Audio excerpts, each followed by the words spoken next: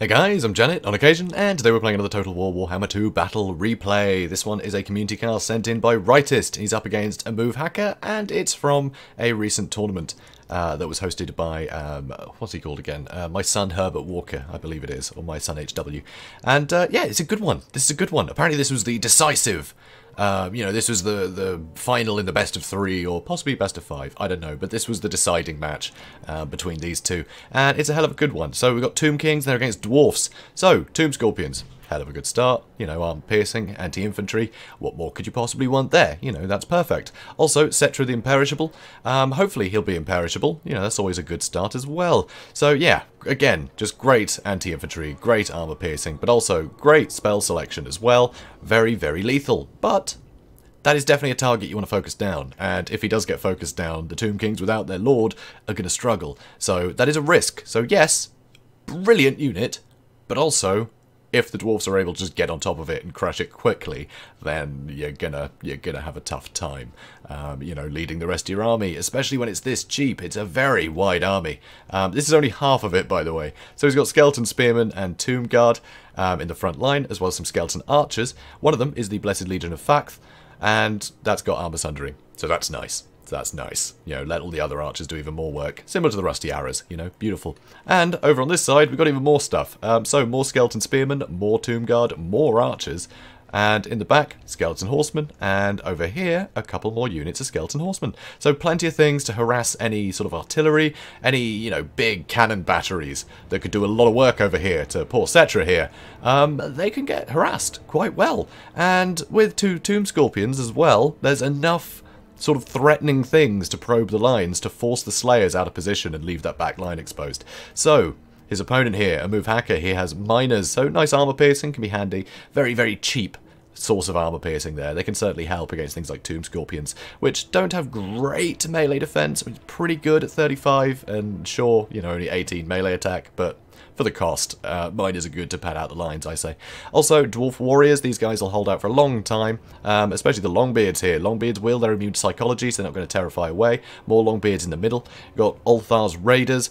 These guys are superb in this matchup, just great armor-piercing damage, and armor-piercing weapon strength in melee as well, if they're forced into it, so that's kind of nice.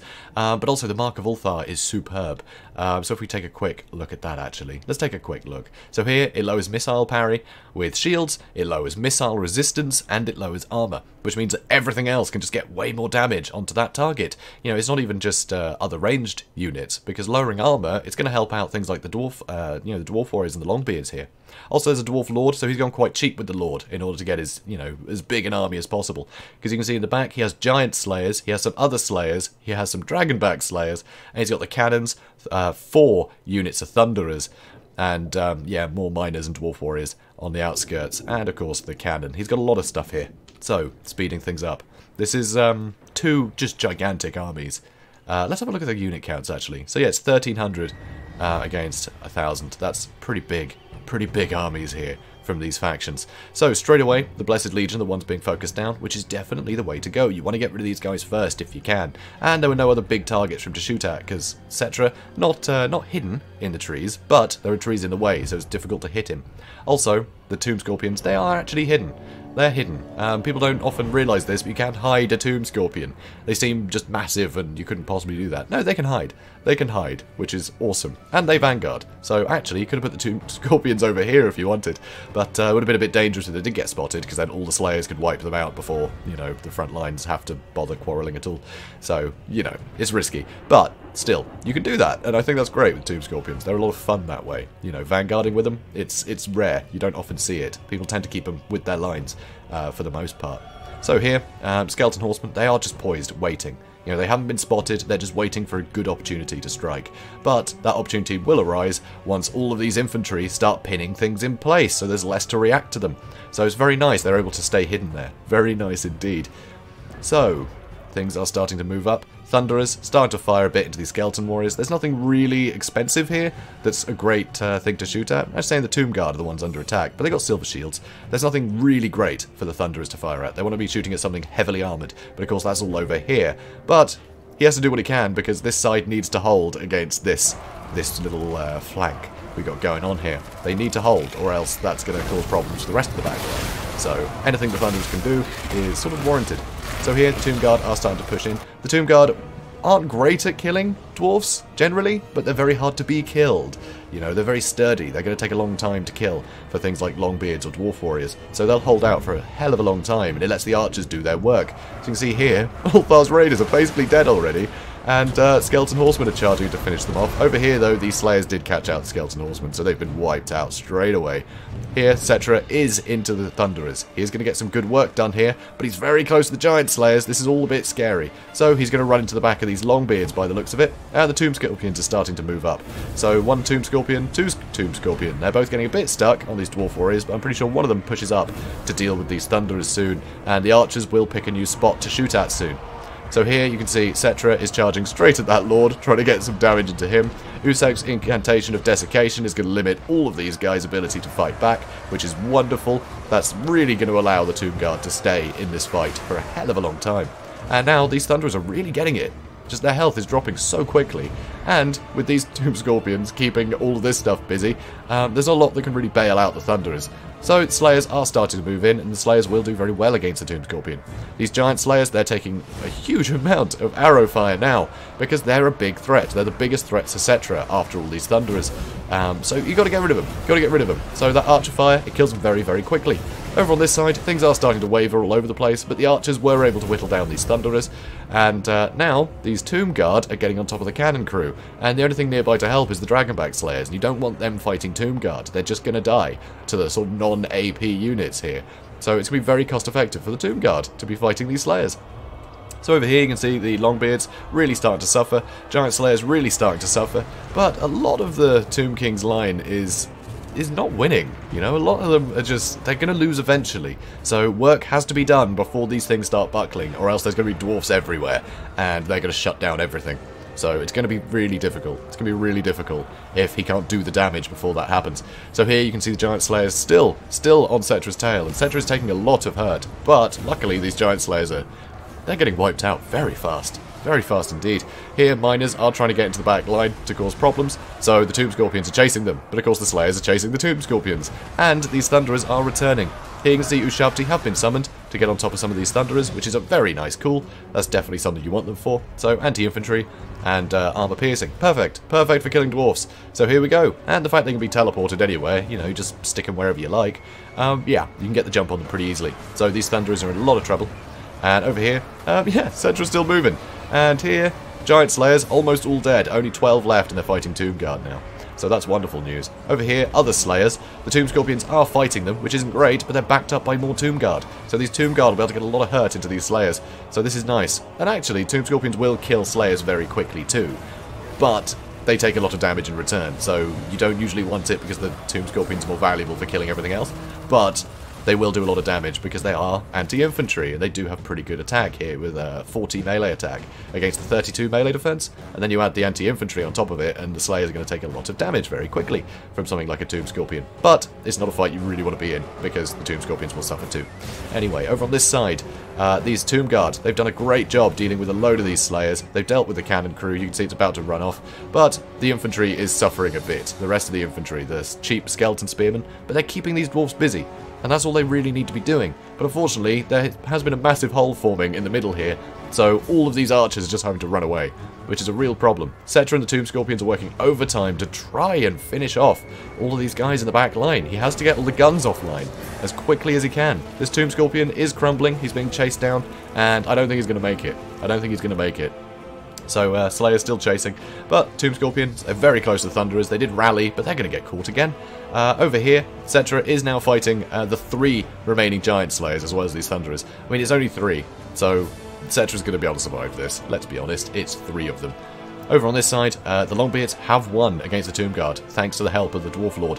But the Dwarf Lord has been sat here dealing with this the whole time. He hasn't really been able to join in any fight, because he's got good weapon strength. Not a lot of armor piercing, but he's got good weapon strength, and that can really help sort of tip things in your favor if you're fighting something big. Even if not a lot of that registers, it's still a lot more than, say, you know, a Dwarf Warrior can do to a lot of these units. So, yeah, you kind of want him involved. But no, he's just been fighting Tomb Guard the whole time. It has freed up some Longbeards, though, so the Longbeards now are able to get on top of these skeleton archers, and it means that that's less of a threat for all these dwarfs. These dwarfs can hopefully win this fight if these archers aren't helping. Here they're about to get sandwiched. Dragback Slayers charging into the front of those skeleton archers. And you can see that Cetra here still fighting. So Thunder has been dealt with, the last of the Dragon Slayers are dead. There are still some Dwarf Warriors and some more Slayers here, 33 of them, still quite a bit. But the archers are able to shoot into them point blank range and they're starting to lose a few more models, which is beautiful news. And I don't like the odds, really. The Dwarf Warriors, they're no match for a Tomb Scorpion, let alone a Tomb Scorpion and Cetra. So that's going to hurt. That's going to hurt a lot. Slayers definitely helping. You know, Thunderers, they're able to shoot in. Only 19 of them left, though, and they're shooting through trees. So that's not great for them either. Over on this side, the Dwarfs seem to be winning most of this. They seem to be winning most of this. The Tomb Guard are winning against the Dwarf Warriors, but, you know, they cost so much more. Yeah, it's not cost-effective for the Tomb Guard. But they are holding this stuff back, and it allows the more cost-effective troops, like the Tomb Scorpion and Cetra, to get the work done. So what else is there? Yep, over here, you can see the archers are being chased by a ton of dwarfs. Over here, archers being chased by a ton of dwarfs, but it's keeping all of these dwarfs out of the fight while the main engagement is happening. You know, all these backline units, they could really do with some extra dwarf warriors helping them out, but they were getting so bullied by the archers. I'd say this is a good call, you know, send the miners after the archers. Just get rid of those archers. They were getting too much work done. Too much. And here, Tomb Scorpion once again on the Thunderers. They're just not having a good day, these Thunderers, I've got to say. They are not having a good day. Cetra up to 101 kills now, as you can see. Pretty nice. And Slayers are starting to run low. Is that the Slayers? No, it's the Dwarf Warriors. These are Slayers, only 12 and 6. That's awful. That is awful. So only 18 Slayers left on the board. And you really want those Slayers intact. They're the best things for dealing with most of the remaining Tomb King's units, to be honest. So, over here, Skeleton Warriors now crumbling, but they have managed to run away. They have rallied, so they are able to escape back round here and hopefully get back to the protection of their men. Because with Cetra and the Tomb Scorpion now... Oh, no, Tomb Scorpion's way over there, escorting people off the field. Anyway, just Cetra alone can charge into these Dwarf Warriors and crush them pretty damn quickly. So, getting back over here, it would be nice to be able to free up those archers again, because there's definitely things you still want to be shooting. Like these Thunderers. There are still Thunderers in here. Shooting at Cetra, who's getting very, very low.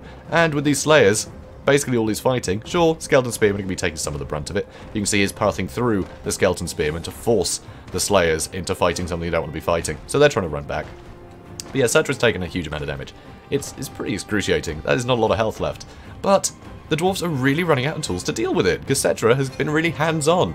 He's identified the threats to himself and jumped on top of them, which is brilliant. So, beautifully played by Rightist, you know, using your Lord very aggressively like that. Always just on the edge of safety, knowing that it's going to be better in the long run to get rid of those threats. And here you can see the Dwarf Warriors just getting crushed. Getting crushed right now. And, yep, another big hit. Tomb Guard are able to run in, and these Skeleton Archers, they're going to push forward and see what they can find here. So a unit didn't get wiped out. I believe that was the just rubbish unit Spearman that was remaining, wasn't it? Yeah, it was. Unfortunately, the archers were finished off against the other two dwarf units that had run off to go deal with them. So that's a lot less archers, but there are still some here. There are still some here. And the Lord is the only thing near enough to really chase them off and keep them away from the Thunderers, but then the Dwarf Lord doesn't really want to push too far because he does not want to fight Cetra or the Tomb Guard. So here you can see the Dwarf Warriors get terrified very fast. Cetra's having a whale of a time, 142 kills now. And the Tomb Scorpion, he's just going to hide. He's just going to hide. So that's nice. That's good for him. Good for him. But it does mean that these guys are a little bit split up, you know? Yeah, Tomb King's pretty split up right now. But some more archer fire into these Thunderers. And that's one dead. Okay, just one dead from that volley. But they are so injured that, yeah, they're going to rout pretty fast. Ooh, wow, another 3 dead.